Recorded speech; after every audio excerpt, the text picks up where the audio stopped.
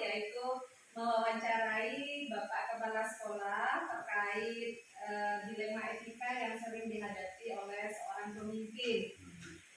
Mohon kesediaannya Bapak Kepsek untuk menjawab beberapa pertanyaan yang akan saya ajukan.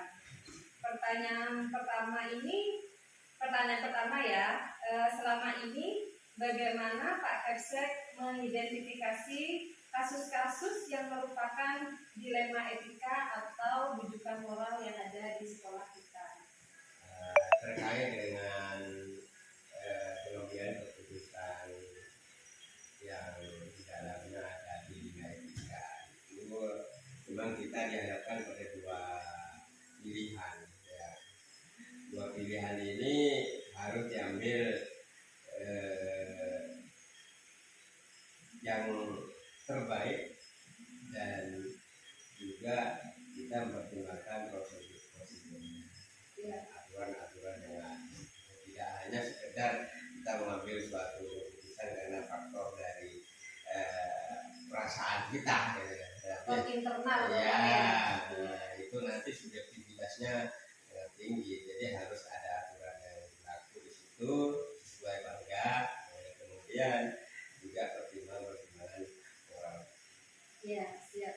Pertanyaan kedua, Bapak, selama ini bagaimana Pak Kepsek menjalankan pengambilan keputusan di sekolah, terutama untuk kasus-kasus di mana ada dua kepentingan yang sama benar atau dua kasus yang sama-sama mengandung nilai kebajikan, Bapak? Ya, kita dalam mengambil keputusan dari dua masalah yang sama-sama benar, itu harus ambil yang lebih benar. Yang lebih benar. Mana yang lebih benar? Ya, contohnya begini. Jadi misalnya kita dihadapkan pada satu masalah, ya. Masalahnya di sini sama-sama benar secara moral, gitu kan? Secara moral.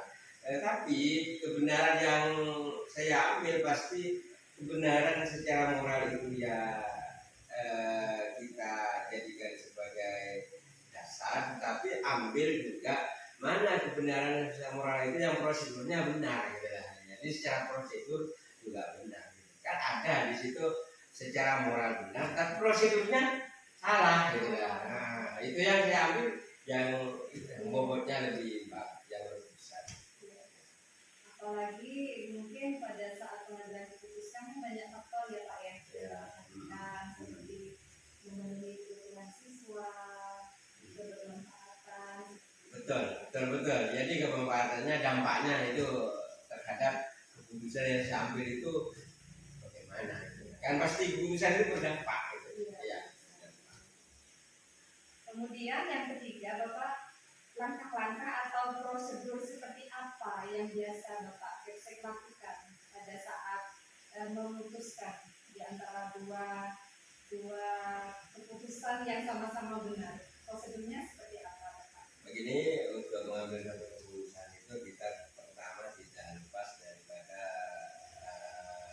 duduk permasalahannya itu apa. Jadi harus jelas permasalahan itu, harus jelas dulu permasalahan yang dijadikan sebagai dasar untuk keputusan itu. Kemudian kedua, fakta-fakta yang ada itu bagaimana? Fakta itu sudah benar, ya, bahwa permasalahan ini nantinya akan kita ambil suatu keputusan itu dengan fakta yang ada itu sudah cocok. Jadi kalau faktanya sudah ada, tinggal kita nanti bagaimana kita itu nanti antara fakta itu tidak hanya di satu pihak, ada pihak satu dan pihak kedua itu sama-sama kita ambil sebagai dasar.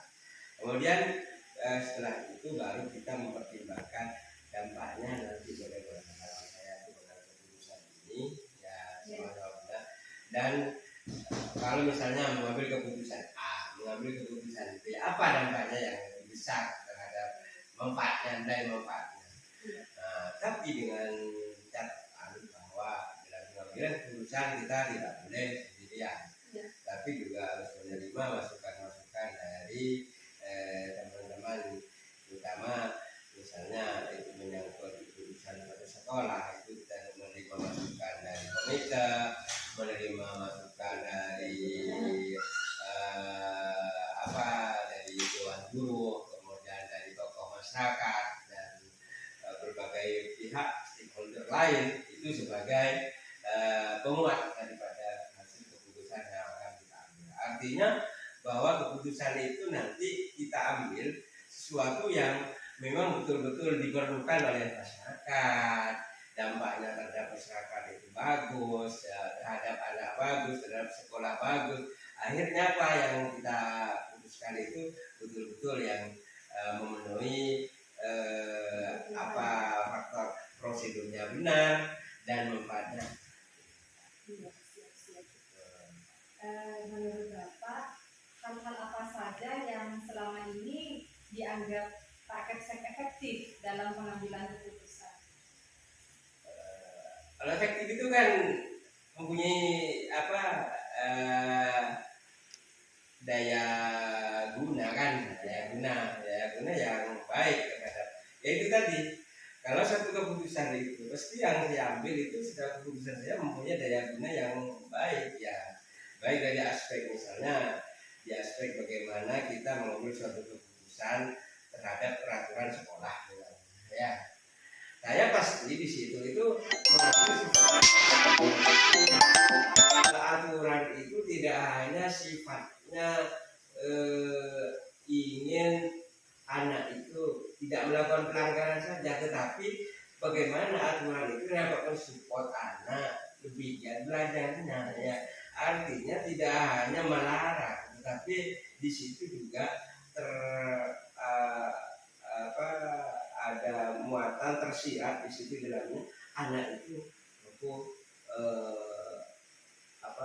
berprestasi. Jadi tidak membuat anak itu ketakutan, tapi anak itu termotivasi.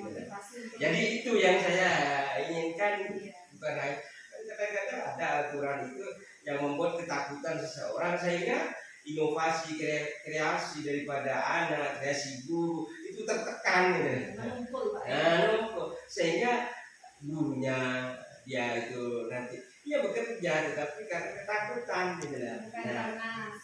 bukan karena itu aturan keputusan seperti itu yang saya ambil adalah bagaimana aturan itu dapat mensupport orang, bukan semangat pada orang, kreativitas tidak hilang, justru tumbuh di situ ya, baik di guru maupun di siswa. Itulah aturan-aturan yang kita buat di sekolah kita.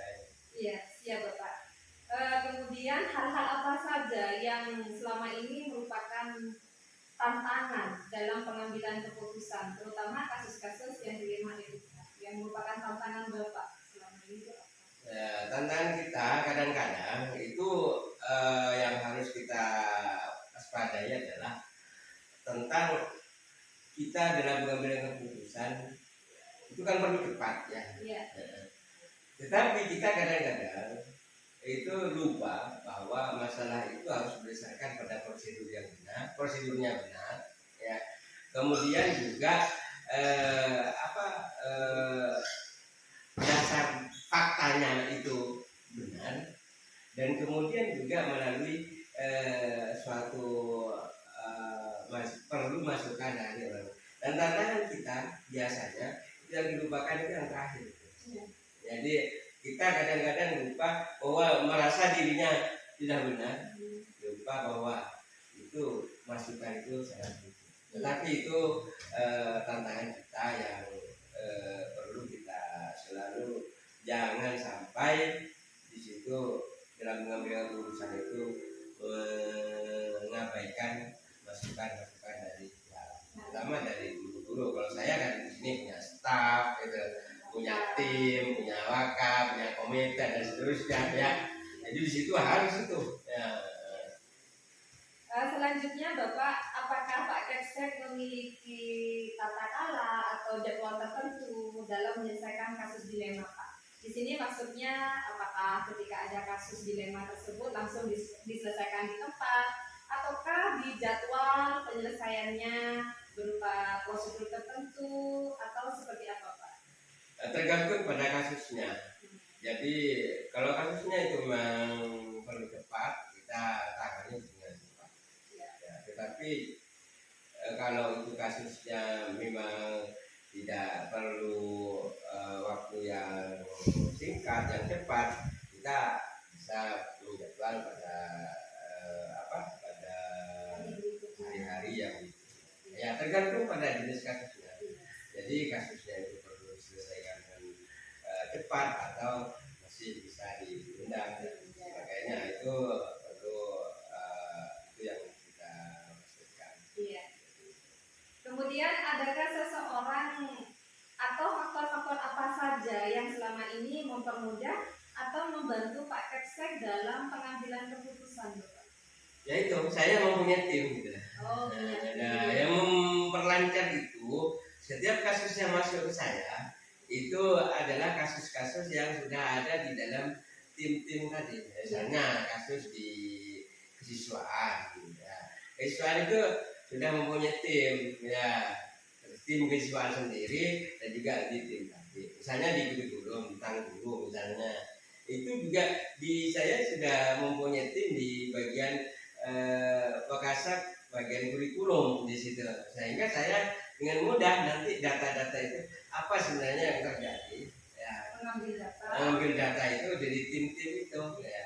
Jadi ini kenapa anak ini sering tidak masuk, kan yang tahu nanti di kesiswaan, ya, BK dan sebenarnya, ya, akhirnya saya mintakan di situ datanya semuanya, baru saya kumpulkan, ya, akhirnya jadilah satu keputusan ini benar-benar masalahnya apa. Baru setelah itu bukan hanya mencari permasalahan, tapi bagaimana jalan keluarnya. Ya, jadi kita tidak hanya mengambil keputusan, misalnya kasusnya siswa itu tidak hanya itu saja, tapi bagaimana kasus ini bisa diselesaikan oleh pihak-pihak yang jadi melakukan kolaborasi relasi yang baik. Iya, ya itu harus jalan. Kalau itu nggak jalan, nggak akan akan menemukan jalan keluar.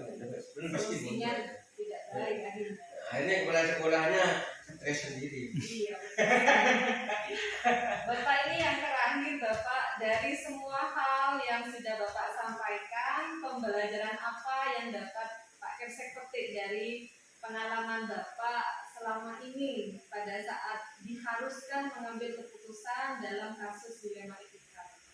Jadi kalau saya sebagai orang yang mempunyai peran untuk pengambilan keputusan atau decision maker terhadap kasus dilema etika, itu pasti saya yang pertama itu tadi yang saya pentingkan adalah prosedurnya faktanya benar, ya. Kemudian tim yang saya tugaskan betul-betul melaksanakan sesuai dengan aturan yang ada. Baru kemudian setelah itu saya kumpulkan untuk kolaborasi bagaimana memecahkan permasalahan yang dihadapi untuk mengambil satu keputusan. Dan keputusan pasti saya ambil dalam satu bentuk yang yang terbaik di antara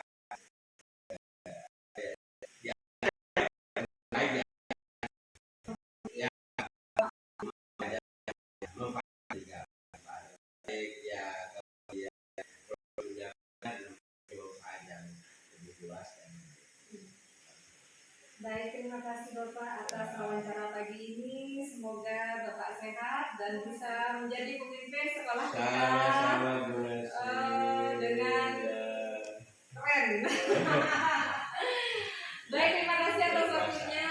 Semoga doakan saya juga lancar, Bapak. Pemimpinnya biar segera lulus, menyelesaikan tugas dengan baik. Mudah-mudahan berkah semuanya. Amin. Ya, ilmunya barokah yang diterima melalui program penggerak. Ya, terima kasih Bapak. Saya undur diri. Ya.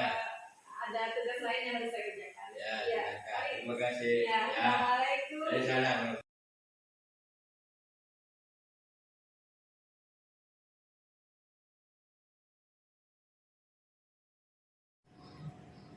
Ya. Assalamualaikum warahmatullahi wabarakatuh, Bu Heni. Waalaikumsalam, Nasir. Gimana kabarnya pagi ini? Alhamdulillah sehat. Walaupun Ya. sudah 20 hari ya kita ya sudah berpuasa. Bu Nasir sehat? Alhamdulillah, seperti yang bisa Ibu lihat pada pagi ini. Terima kasih Bu Heni sebelumnya sudah mau menyempatkan waktu untuk diwawancarai oleh saya. Tugas wawancara ini sebagai tugas modul 3.1 Ibu mengadakan wawancara dengan salah satu pemimpin di sekolah kita. Bu Heni ada beberapa pertanyaan yang terkait dengan tugas tambahan Bu Heni sebagai wakil kepala sekolah bidang humas ya Bu ya, Iya, hubungan masyarakat di sekolah ini. Mohon kesediaannya untuk menjawab Ibu ya. Siap, insya Allah. Iya, oke. Semoga saya bisa menjawab dengan baik ya, Bu. Oh pastinya.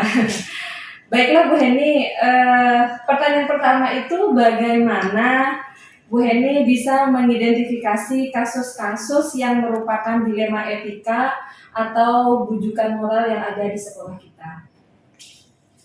Sebenarnya untuk kasus-kasus yang terkait dengan dilema etika ini sudah seringkali kita lakukan, karena memang dilema etika itu merupakan salah satu kasus yang menjadi concern, karena tentunya dengan istilah dilema etika ini terkait sangat erat dengan etika Ibu Nasil ya. Iya.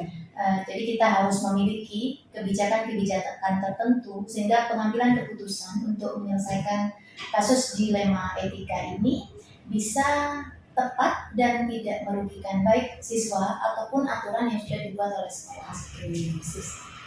Jadi memang sudah sering Bu Heni mendapatkan Iya, dilema betul. seperti ini Bu ya.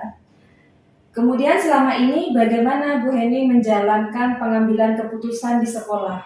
Terutama jika Bu Heni itu dihadapkan pada kasus-kasus di mana dua-duanya memiliki kepentingan yang sama-sama benar ataupun sama-sama mengandung nilai kebajikan. Oke. Dilema etika. Sebenarnya namanya dilema tetap berkonflik ya Bu Nasil ya. Ya. Tetap ada masalah di dalamnya walaupun ada kebajikan yang harus kita perhatikan di situ. Nah, jika dihadapkan pada dua masalah yang terkait dengan dilema etika dan dua-duanya anggaplah sama-sama benar, tentunya kita betul-betul harus hati-hati. Kebijakan-kebijakan yang kita tentukan juga harus sama-sama memenuhi kriteria tertentu, sehingga dalam pengambilan keputusan tadi kita tahu bahwa keduanya apabila kasus ini melibatkan dua siswa, keduanya sama-sama mendapatkan kebijakan-kebijakan itu dari sekolah. Artinya tidak saling dirugikan. Iya. Tetapi tentunya harus mengingat bahwa kita pun sebagai pihak sekolah tidak serta-merta walaupun harus memberi kebijakan lalu bisa mengesampingkan aturan yang sudah kita buat seperti itu. Jadi dalam mengaplikasikan aturan, memutuskan sebuah aturan itu tidak serta-merta kaku Ibu ya. Iya betul, kita Harus fleksibel. mempertimbangkan kebijakan-kebijakan lainnya. Betul. Iya. Kemudian langkah-langkah atau prosedur seperti apa yang biasa Bu Heni lakukan selama ini? Kita memang harus melihat dulu jenis kasusnya, karena dilema etika itu tidak harus selalu diselesaikan dengan misalnya melibatkan banyak orang. Terkadang hanya cukup antara guru yang bersangkutan dengan siswa saja seperti itu. Jadi kebijakan-kebijakan yang kita ambil tentunya harus melihat seperti apa kasusnya. Lalu yang kedua, kita harus melihat kemanfaatannya. Artinya dilema etika ini kalau menurut saya kasarannya mencoba memberikan kemudahan, kefleksibelan terhadap aturan karena kita menghadapi kondisi tertentu seperti itu. Jadi kalau kita menghadapi hal-hal seperti itu, tentunya kita melihat se-urgent apa kasus itu sehingga kita bisa membuat aturan itu terlihat lebih humanis ke siswa. Lebih berperi ke manusia. Dilihat dulu kasusnya itu ya, tidak langsung sembarangan memutuskan. Tidak berhasil karena kita yang membuat aturan lalu tiba-tiba kita secara artinya melanggar aturan itu sendiri ya kan. Kita akan tidak punya harga diri di depan siswa. Iya betul. Tetapi tentu saja kita tidak bisa arogansi di hadapan siswa karena kita merasa yang punya aturan tidak. Iya, mempertimbangkan sisi yang lain juga seperti itu ya. Kemudian hal-hal apa saja yang selama ini Bu Heni anggap efektif dalam pengambilan keputusan terhadap kasus tersebut? Sebenarnya kalau menghadapi kasus dilema etika itu saya lebih banyak ke ngobrol. Iya. Jadi siswa yang bersangkutan akan saya ajak ngobrol, ngajak bicara dulu, saya komunikasikan dulu apa kepentingannya, lalu saya akan melihat seurgent apa anak ini sehingga harus istilahnya, misal begini, saya buatkan contoh ya Bu Nazia. Di SMA di satu Pamekasan ini ada aturan bahwa siswa tidak boleh menggunakan HP di dalam kelas selama KPM, kecuali guru yang sedang mengajar meminta untuk menggunakan, mengizinkan. Iya. Nah, tetapi tiba-tiba siswa menggunakan menggunakan handphonenya di saat KPM tanpa izin guru misalnya. Nah ini HP itu harus diambil dan HP itu akan disita selama 1 bulan. Iya. Tetapi misalnya 1 minggu atau 2 minggu kemudian siswa yang bersangkutan menghadap saya karena sangat membutuhkan HP itu, misalnya dibutuhkan untuk ulangan logi atau dia ingin menggunakan LMS, di sini ada LMS. Nah, saya akan melihat secara keseluruhan bahwa anak ini betul-betul memang membutuhkan untuk kepentingan itu atau bagaimana. Jadi saya tidak akan kekeh lalu harus 1 bulan tanpa melihat kepentingan siswa. Iya. Jadi karena HP ini bukan barang murah ya Bu Nasil kan. Iya. Karena di sekolah ya di era digital ini kita ya pasti butuh smartphone. Ya tentunya kita akan istilahnya menggunakan MOU dengan siswa yang bersangkutan, harus bertanggung jawab. Iya. Lalu yang kedua, bagaimana anak ini betul-betul istilahnya jela atau tidak akan lagi mengulangi kesalahan yang sama dengan menggunakan smartphone tanpa izin. Intinya diajak berbicara dulu ya Ibu ya, dari Betul. hati ke hati, apa penyebabnya, terus apa kepentingannya, dan bisa jadi mungkin aturan itu bisa sedikit dikurangi berdasarkan karena kondisi Iya, tertentu. karena kondisi tertentu. Iya. Kemudian Ibu, hal-hal apa saja yang selama ini merupakan tantangan atau hal yang membuat Bu Heni itu agak susah dalam mengambil keputusan tersebut? Oke. Yang pernah saya alami secara pribadi, kalau kasus ini sudah melibatkan orang tua atau keluarga yang kurang mendukung dengan aturan sekolah. Maksudnya kurang mendukung begini, orang tua terlalu membela anak. Iya, Seperti betul itu, sekali. Nah, kalau sudah seperti ini, apalagi siswa yang bersangkutan cara menyampaikan masalahnya kepada orang tua menggunakan statement atau deskripsi yang berbeda. Iya. Sehingga cenderung memojokkan sekolah seperti itu. Nah, apabila sudah melibatkan wali murid dan wali murid komplain datang ke sekolah, ya tentunya kita terima dengan baik, kita ajak bicara juga dari hati ke hati, bagaimana memberikan pengertian kepada orang tua, bagaimana mengajak mereka untuk juga bisa mendukung aturan yang sudah kita terapkan di sekolah seperti ini. Jadi memang harus bersinergi Bu Nasim. Kita tidak boleh saling arogansi dalam melaksanakan aturan di sekolah antara pihak sekolah dan orang tua seperti itu. Jadi ketidakberpihakan wali murid itu juga salah satu menjadi tantangan tersendiri ya Bu ya dalam setiap kasus ya. Iya betul. Apalagi kalau orang tua tidak terlalu mendukung kebijakan sekolah, malah cenderung menyudutkan sekolah, bikin susah juga Ibu ya. Di sini apakah Bu Heni memiliki sebuah jadwal tertentu atau punya prosedur tertentu dalam menyelesaikan kasus Ibu? Bisa jadi mungkin Bu Heni dalam menyelesaikan kasus ini dijadwalkan di hari lain, di hari tertentu, atau mungkin di tempat-tempat tertentu gitu. Apakah ada seperti itu? Iya, tentunya kita dalam menyelesaikan kasus itu sekali lagi kita melihat kasusnya Ibu Nasil ya. Tapi saya sangat jarang sekali menyelesaikan kasus itu pada hari itu juga. Iya. Karena namanya saja dilema etika terkait dengan etika siswa. Jadi pasti ada proses, pasti ada jangka waktu karena kita berupaya mengajarkan kepada siswa bagaimana anak-anak itu bisa istilahnya sekarang yang terkenal dengan istilah karakter buildingnya.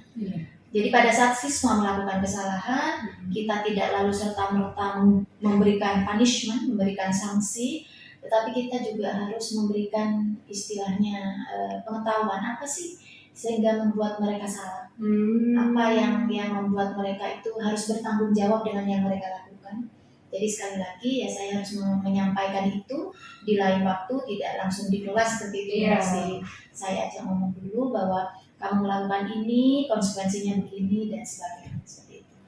Jadi tidak lalu bermasalah hari itu selesai hari itu, memutuskan, ya, ya. tidak seperti itu. Jadi Bu Heni bisa jadi mungkin dalam satu kasus masih ditelaah dulu, Iya, masih terjadwal beberapa kali pertemuan sampai pada akhirnya kasus ini atau anak yang melakukan pelanggaran itu sadar dengan sendirinya. Iya.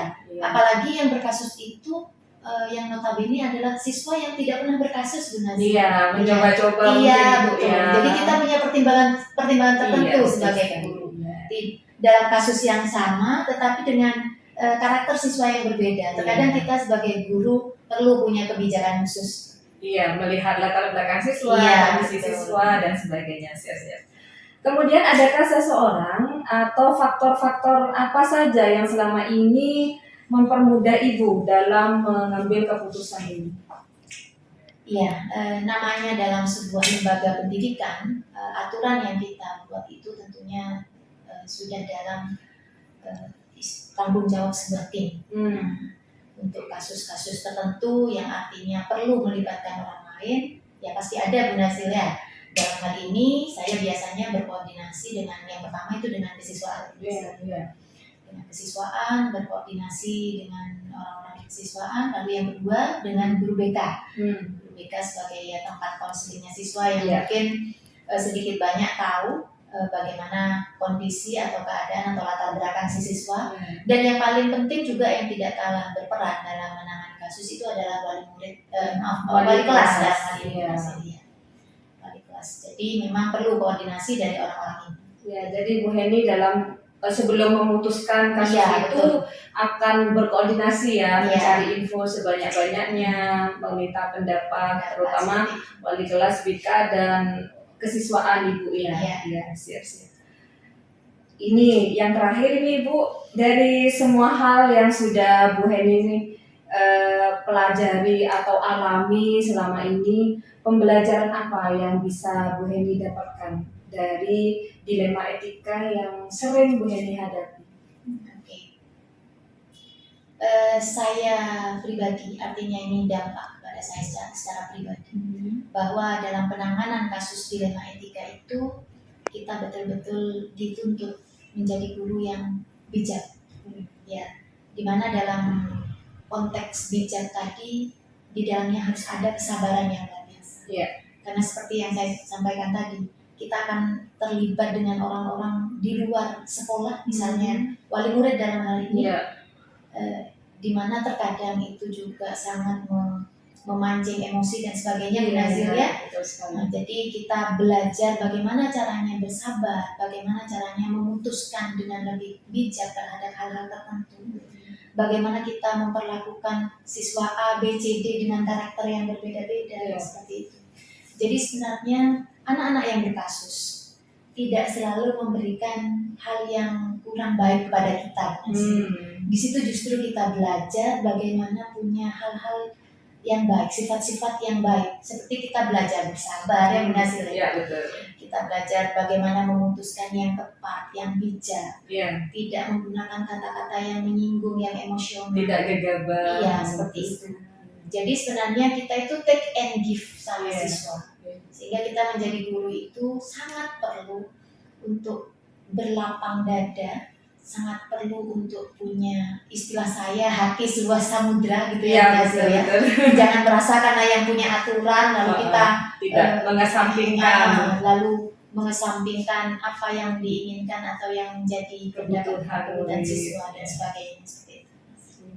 Jadi pelajaran yang bisa saya ambil di sini, kita sebagai guru tuh juga sebenarnya diberi pelajaran juga Iya, dari setiap betul. kasus yang murid lakukan Ibu ya, terutama pelajaran sabar, bijak, kemudian dalam memutuskan sesuatu tuh harus benar-benar melalui pertimbangan yang matang. Ya. Terima kasih Ibu, ini sangat seru, sangat luar biasa. Semoga Bu Heni tetap sehat ya, Amin. mengemban Amin. tugas Juga ya. sebagai wakil kepala bagian humas. Ini juga sangat berat. Terima kasih atas waktunya. Ketemu lagi di lain kesempatan, Ibu. Mohon bantuan kalau saya masih butuh ya. Siap, Ibu, ya. insya Allah sama Iya. saya bisa membantu. Oke, semoga tetap sukses dan jaya untuk semesta. Amin. Ya, oke, assalamualaikum warahmatullahi wabarakatuh. Waalaikumsalam. Ya, mari Bu.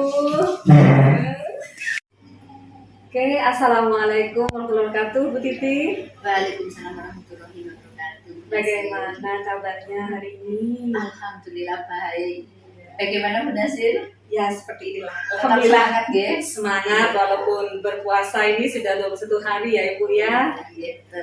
Ibu mohon maaf ini saya minta waktunya Bu Titin mengganggu tugas-tugasnya Bu Titin sebagai kepala sekolah SMN 1 Galis Ibu ya. Betul ya. Iya, ini kita ada tugas Bu di CGP modul 3.1 tentang demonstrasi kontekstual. Di sini kami diamanain tugas untuk mewawancara salah satu kepala sekolah di luar sekolah kami. Oh iya iya. Jadi saya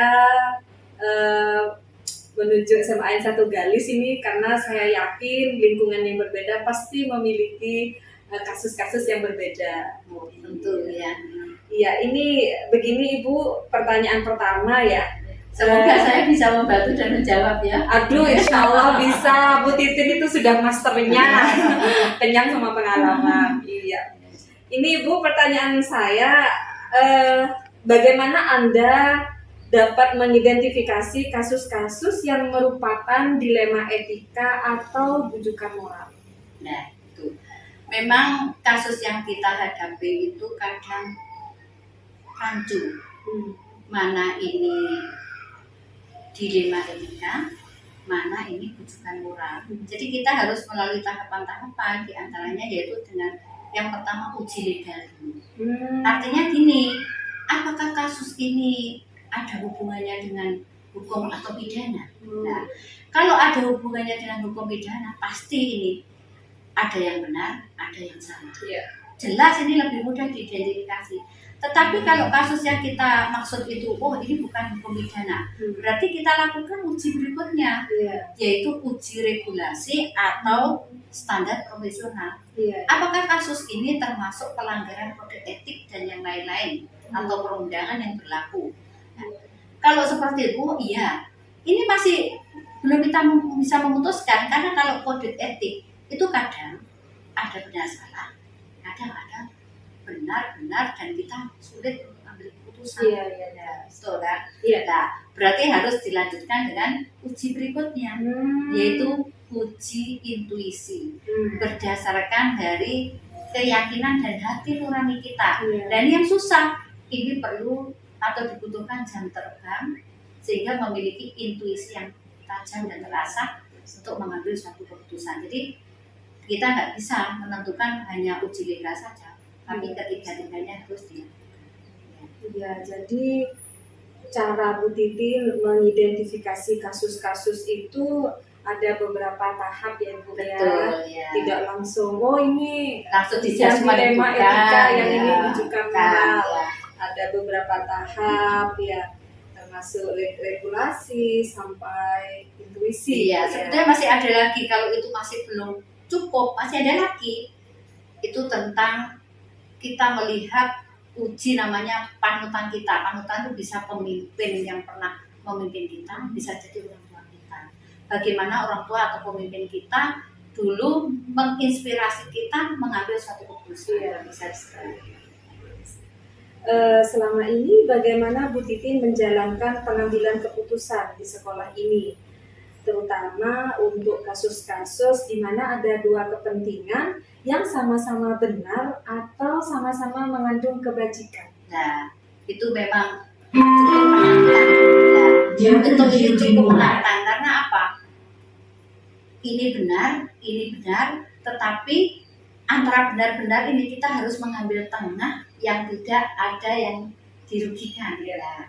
Tetapi tidak menyalahi aturan. Ya. Itu ada beberapa paradigma yang harus kita pertimbangkan. Pertama, antara individu dan masyarakat. Individu ini artinya bukan dalam arti yang sesungguhnya individu perorangan, bisa jadi artinya dalam makna kelompok kecil, masyarakat itu kelompok besar. Jadi kalau kita dihadapkan suatu kasus, maka yang kita pilih tentu saja yang membawa kebaikan untuk kelompok besar. Nah, yang pertama. Yang kedua, yaitu hubungannya antara rasa keadilan dan rasa kasihan. Nah, kadang kita harus memilih, kita harus menegakkan keadilan, tapi ada situasi personal tertentu yang kasusnya berbeda. Nah, itu agak sulit itu. Tetapi tetap adil, tetap ditegakkan, tetapi nilai-nilai personalnya harus tetap kita pergunakan. Ya, tadi pertimbangkan, betul itu. Kemudian yang berikutnya paradigma ketiga yaitu antara kebenaran dengan kesetiaan. Duanya susah. Kapan kita harus berkata jujur, tetapi di sisi lain kita harus setia kawan. Solidaritas. Ya, itu berat. Tetapi tetap prinsip kebenaran kejujuran paling utama. Tetapi dengan tidak mengabaikan solidaritas kita. Dan yang terakhir adalah keputusan ini memiliki nilai kebaikan untuk jangka pendek atau jangka panjang. Kalau hanya untuk beberapa tahun saja, terus ada alternatif lain keputusan yang bisa ini membawa kebaikan untuk jangka panjang, tentu saja kita akan mengambil jangka pendek. Jadi ada 4 paradigma itu. Iya, berarti ketika Bu Titin harus mengambil keputusan, kemudian ditempatkan pada 2 kasus yang sama, sama-sama benar. Bu Titin itu harus mempertimbangkan 4 konsep paradigma ini ya, masuk yang mana? Apakah masuk yang untuk kelompok kecil dan kelompok besar? Apakah ini kebenaran melawan kasih sayang, kebenaran kesetiaan, dan yang terakhir memiliki efek jangka pendek dan jangka panjang. Baru setelah mempertimbangkan konsep yang mana, bisa memutuskan ke langkah berikutnya. Aduh, keren sekali Ibu, saya senang. Selanjutnya Ibu, apakah ada prosedur? Maksud saya, prosedur seperti apa yang biasa Bu Titin lakukan selama ini? Setelah Bu Titin mengamati dan ini ternyata kasusnya, contoh ya Bu ya, kebenaran melawan kasih sayang. Nah, prosedur apa yang Bu Titin biasa lakukan setelah itu? Oh iya, jadi kalau kita menemukan kasus misalnya, langkah-langkahnya itu sebetulnya mirip dengan langkah-langkah saintifik. Ya, ada kalau nggak salah 8-9 langkah itu. Yang pertama kita harus mengenali dulu nilai-nilai yang membuat bertentangan dalam situasi ini. Kemudian menyaring nilai-nilai itu, ini hubungannya dengan moral, kesopanan, etika atau yang lain. Nah, kalau kita sudah tahu mengidentifikasi itu, baru yang kedua yaitu apa? Nah, kita menentukan pihak-pihak mana yang terlibat. Misalnya kalau di sekolah, ini kasus ini melibatkan siswa dengan siswa, siswa dengan guru, guru dengan guru, siswa dengan guru, siswa dengan stakeholder, masyarakat, orang tua, ataupun guru dengan masyarakat. Kalau sudah, baru kita mengumpulkan fakta-fakta yang relevan. Bisa jadi dengan wawancara langsung atau melihat track record catatan sebelumnya. Yang selanjutnya yaitu menguji tadi itu. Apakah ini benar-benar atau benar salah dengan uji tadi itu, uji legal, uji regulasi, dan polisi. Kemudian kalau dari itu ketemu, ini benar-benar, berarti kita gunakan langkah berikutnya yang kelima yaitu menggunakan 4 paradigma tadi. Nah, dari 4 paradigma tadi diperkuat dengan apa? Investigasi resolusi dengan cara berpikir. Nah, cara berpikir itu ada yang sifatnya end-based thinking, yaitu berbasis kepada hasil akhir. Yang kedua itu ada rule-based thinking, berbasis pada aturan yang berlaku. Dan yang terakhir adalah care-based thinking, yaitu berbasis pada rasa kepedulian. Nah, selanjutnya langkah berikutnya belum, yaitu muncul opsi trilema. Jadi kadang kalau kita dihadapkan ada dilema-dilema, kadang muncul ada sesuatu yang tidak pernah kita pikirkan sebelumnya, itu menjadi alternatif penengah namanya trilema. Kalau sudah menemukan itu, berarti kita ambil keputusan langkah berikutnya. Kalau sudah keputusan diambil, langkah terakhir adalah yang ke-9, melihat hasil keputusan dan melakukan refleksi apa kekurangan, kelebihan dari apa yang kita ambil, kita putuskan, dan itu menjadi pijakan untuk kita menyelesaikan kasus-kasus berikutnya. Ini keren sekali jawabannya, sangat lengkap. Jadi memang kalau saya berbasis dari guru fisika IPA, jadi itu tidak jauh-jauh dari tentang apa? Prosedur untuk menyelesaikan masalah secara saintifik. Jadi Bu Titin ini bukan langsung ujuk-ujuk menyelesaikan, Ibu mengira harus identifikasi dulu track recordnya, fakta-faktanya, siapa saja yang terlibat, melihat paradigmanya, kemudian bahkan untuk konsep aturannya juga apakah ini harus rule of thinking itu juga dipertimbangkan ya, sampai ke trilema juga ya Bu ya. Selanjutnya, hal-hal apa saja yang selama ini Bu Titin anggap efektif dalam pengambilan keputusan pada kasus-kasus dilema etika? Nah, supaya efektif, saya tidak meninggalkan dari resolusi cara berpikir tadi. Pertama, yang tadi, memang ambil keputusan itu harus memikirkan hasil akhir, jadi yaitu end thinking. Hasil akhirnya dari keputusan saya ini bagaimana? Yang kedua yaitu rule based thinking. Apakah keputusan saya ini menyalahi aturan atau tidak? Dua prinsip utama itu harus.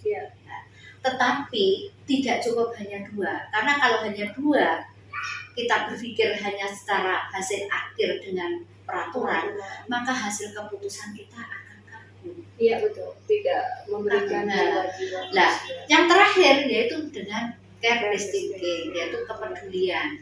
Jadi dengan menimbang rasa, kepedulian, situasional, maka keputusan yang kita ambil ini menjadi luas dan fleksibel. Ya, jadi bisa saya simpulkan langkah efektif yang Bu Titin ambil setiap ada kasus dilema etika ini ya selalu mempertimbangkan 3 konsep cara berpikir itu Ibu ya. Dari end of thinking, rule based thinking, dan yang terakhir yaitu care based thinking. Kenapa? Karena kalau kita hanya 2 yang kita perhatikan hasil akhir berdasarkan peraturan, kita tidak memiliki sifat-sifat humanis ya. Betul. Kurang humanis, nggak fleksibel, kurang luas. Sehingga care based thinking ini juga penting untuk menjadikan pertimbangan ya. Hal-hal apa saja yang selama ini merupakan tantangan dalam pengambilan keputusan? Yang sangat menantang dan bagi saya itu challenge yang luar biasa. Kalau saya dihadapkan ke suatu kasus yang hubungannya dengan antara keadilan dengan kasihan. Itu berat sekali berdasarkan pengalaman saya. Di mana saya harus menegakkan keadilan, tetapi ada situasi tertentu, kondisi personal tertentu yang memang kondisinya tuh unik dan berbeda, yang butuh sentuhan kasihan. Itu harus saya betul-betul care-based thinking saya yang bermain di situ. Uji intuisi saya yang harus tajam, harus peka. Dan yang kedua, jadi 2 yang menantang, yaitu kalau kasus itu dihadapkan kepada kebenaran dan kesetiaan. Iya, betul. Di mana saya harus memilih, saya harus berkata jujur, apakah dan harus saya solidaritas setia dengan pimpinan dan rekan sejawat saya. Susah. Nah, itu kembali ke tadi.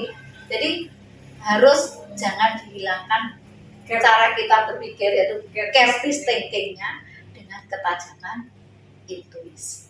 Iya, betul sekali. 2 kasus ini yang sangat menantang ya bagi saya. Tapi kan sebagai kepala sekolah Ibu nggak bisa memilih kasus mana yang akan diambil. Betul. Karena kasus itu datang bukan untuk dipilih, Ya, betul tapi sekali. untuk diselesaikan. Diselesaikan, tidak Ya. bisa lari, harus Tidak bisa. diselesaikan kemudian. Dan kembali lagi Bu Titin akan menggunakan critical thinking di sini ya untuk menguji apakah kasus ini dalam memutuskan itu apakah sudah mencerminkan atau sudah menghargai hak-hak manusia, Betul, kebutuhan iya, manusia itu iya. sendiri. Banyak ini dalam dunia pendidikan, situasi-situasi seperti ini sering mengambil keputusan anak ini harus tetap dipertahankan atau harus keluar dari sekolah ini. Dalam aturan PPDB banyak sekali yang kita jumpai seperti itu. Selanjutnya Ibu, apakah Bu Titin memiliki tata krama atau jadwal tertentu dalam sebuah penyelesaian kasus? Maksud saya di sini, apakah kalau Bu Titin mendapatkan kasus langsung diselesaikan di tempat saat itu juga, ataukah Bu Titin memiliki jadwal-jadwal khusus untuk menyelesaikan kasus tersebut? Biasanya kasus-kasus berdasarkan pengalaman yang saya hadapi, itu kasus tuh ada yang munculnya itu secara bukan rutin, tapi sering terjadi. Sering terjadi dan bisa diprediksi. Kalau seperti itu sifatnya, kita bisa membuat langkah-langkah secara terjadwal. Misalnya kapan kita harus mengidentifikasi, kapan kita harus mencari pihak-pihak yang terkait, mengumpulkan fakta-fakta. Nah, seperti itu. Misalnya untuk situasi, misalnya kalau di dunia pendidikan, memutuskan untuk kenaikan kelas, pelulusan, PPDB, itu situasi yang rutin. Nah, itu bisa dibuat jadwal tertentu, tetapi ada kasus yang sifatnya spontan dan situasional. Nah, kalau kasusnya seperti itu, kita harus menyelesaikannya juga secara spontan.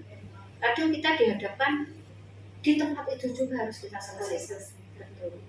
Jadi lihat-lihat kasusnya itu ya. Tetapi tetap menggunakan langkah-langkahnya tadi. Dilihat kasusnya apakah butuh penanganan khusus ataukah memang kasus ini memang biasa terjadi setiap tahunnya. Seperti itu. Selanjutnya Ibu, adakah seseorang atau faktor-faktor apa yang selama ini mempermudah Ibu atau membantu Ibu dalam pengambilan keputusan? Kalau seseorang ada, karena sebelum saya jadi kepala sekolah, kan dulu saya menjadi guru. Ada pemimpin yang betul-betul menginspirasi saya dalam mengambil keputusan. Ya. Nah, itu menjadi inspirator bagi saya. Yang kedua, itu adalah orang tua saya. Bagaimana orang tua saya harus mengambil keputusan dan terasa adil untuk semua anak-anaknya. Itu menurut saya tidak sederhana. Iya, betul. Nah, tetapi itu bisa diambil pelajaran dan bisa diambil pengalamannya. Jadi dua orang itu bagi saya. Satu yaitu pemimpin, yang memimpin saya. Bagaimana mengambil keputusannya, ada beberapa hal yang bisa kita contoh. Kemudian orang tua kita. Jadi adil, tetapi ada saudara yang lemah tapi tidak merasa, tetap rasa welas asihnya itu tetap terasa. Jadi gabungan antara pemimpin dan orang tua insya Allah lengkap. Itu faktor seseorang, tapi faktor-faktor lain itu bagi saya adalah ketajaman intuisi. Nah, jadi intuisi itu bisa dilatih. Itu butuh ketajaman, tapi butuh jam terbang dan pengalaman. Iya, betul sekali. Jadi faktor-faktor utama itu ada pengalaman atau jam terbang. Misalnya, saya waktu jadi guru sering dilibatkan oleh pemimpin saya menjadi pihak-pihak terkait untuk menyelesaikan kasus. Nah, itu menjadi pengalaman yang luar biasa. Ya. Itu kan kapasitas saya menjadi bertambah di situ. Itu pertama ya, pengalaman. Pertama sense intuisinya. Terus yang kedua, intuisi kita. Nah, itu nggak bisa. Itu juga butuh waktu, jam terbang, perlu diasah sehingga peka dan tajam.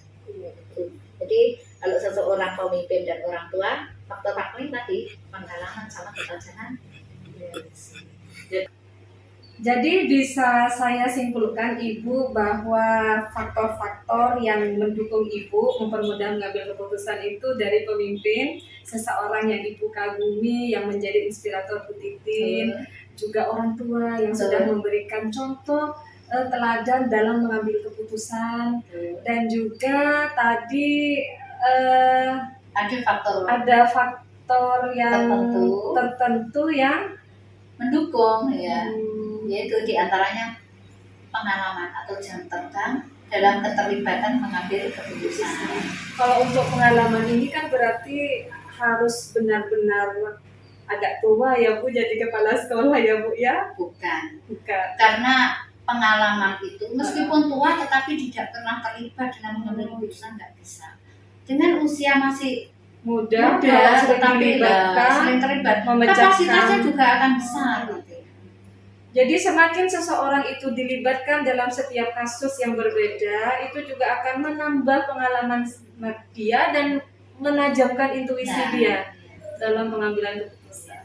Berarti saya kalau dapat kasus itu harus survive ya Bu ya, karena mungkin secara tidak langsung ini yang membuat kita lebih mengerti dan paham setiap apa yang harus kita ambil selanjutnya. Betul sekali. Saya dapat pengalaman di sini Ibu. Kemudian yang terakhir Ibu, dari semua hal yang sudah Ibu sampaikan dari tadi, pembelajaran apa yang dapat Bu Titin petik dari pengalaman Bu Titin selama ini dalam mengambil keputusan? Jadi dalam mengambil keputusan itu harus kita lengkap bagaimana kita berpikir tadi. Kerangka berpikir kita harus lengkap ketiga-tiganya.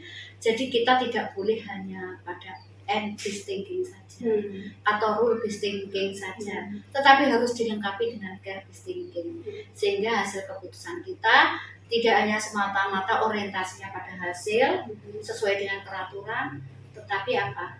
Luas dan fleksibel. Itu yang pertama, pembelajaran sampai. Yang kedua, pembelajaran seperti yang diungkapkan Bu Nasil tadi, jika kita menerima suatu masalah atau kasus, kita bersyukur, karena disitulah cara Allah menambah kapasitas kita untuk berpikir. Jam terbang kita bertambah, pengalaman kita bertambah, dan yang terpenting, intuisi kita semakin terasah dan semakin tajam. Jadi itu dua itu hal yang luar biasa yang bisa saya ambil kalau saya menangani. Iya. Jadi kesimpulannya dari situ kita tahu setiap kasus yang mungkin orang lain berikan ke kita, itu sebenarnya Allah memberikan jalan ke kita agar kita itu lebih peka, lebih bijak, dan lebih banyak pertimbangan yang harus kita pikirkan sebelum kita mengambil keputusan. Bu Titin keren sekali. Saya sudah, cara berpikirnya Ibu itu sudah levelnya master loh Ibu. Saya mendapat banyak sekali ilmu pada pagi hari ini dan saya sangat senang Bu Titin. Semoga ilmu yang Bu Titin tularkan ke saya kembali lagi ke Bu Titin. Amin. Sama Allah membawa manfaat dan kemaslahatan untuk orang-orang di sekitar. Iya, semoga saya bisa bijak seperti Bu Titin. Amin. Bisa meniru karirnya seperti Bu Titin. Amin. Allah akan memberi kebaikan yang banyak karena Bu Titin juga memberikan ilmu ke saya. Iya, terima kasih Ibu untuk pagi hari ini. Saya doakan Bu Titin sukses di SMAN 1 Galis, lancar, dan SMAN 1 Galis semakin sukses ke depannya. Amin, amin, amin, amin. Ya. Mohon maaf karena saya harus kembali ke sekolah Ibu. Ya. Terima kasih. Dan saya ini boleh ya Bu ya. Terima kasih. Ibu, assalamualaikum. Waalaikumsalam.